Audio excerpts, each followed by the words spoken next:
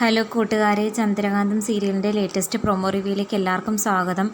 അങ്ങനെ ഗൗരിമോളെ കാണാൻ ഇടയ്ക്കിടയ്ക്ക് ഗൗതം വരുന്നുണ്ട്. ഗൗരിമോൾക്ക് പുതിയ ഡ്രസ്സൊക്കെ വാങ്ങിക്കൊടുക്കുന്നുണ്ട് ഗൗതം.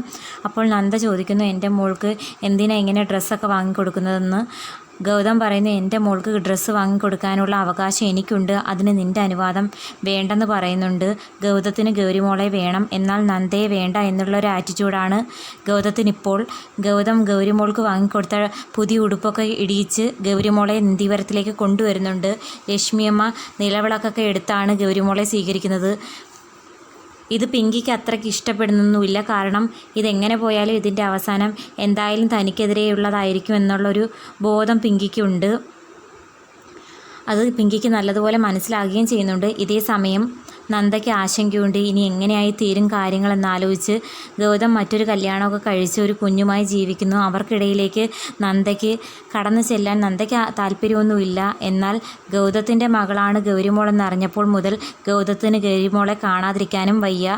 ഗൗരിമോൾക്കും അതേ അവസ്ഥയാണ്. ഇതിനിടയിൽ നന്ദയുടെയും ഗൗരിമോളുടെയും ജീവിതം ഇനി എങ്ങനെയായി തീരുമെന്നുള്ളത് വരും എപ്പിസോഡ് കണ്ടേ നമുക്ക് മനസ്സിലാക്കാൻ സാധിക്കൂ. അപ്പോൾ ഇന്നത്തെ പ്രൊമോ വീഡിയോ നിങ്ങൾക്ക് ഇഷ്ടപ്പെട്ടെങ്കിൽ തീർച്ചയായിട്ടും ചാനലൊന്ന് സബ്സ്ക്രൈബ് ചെയ്ത് സപ്പോർട്ട് ചെയ്യണേ.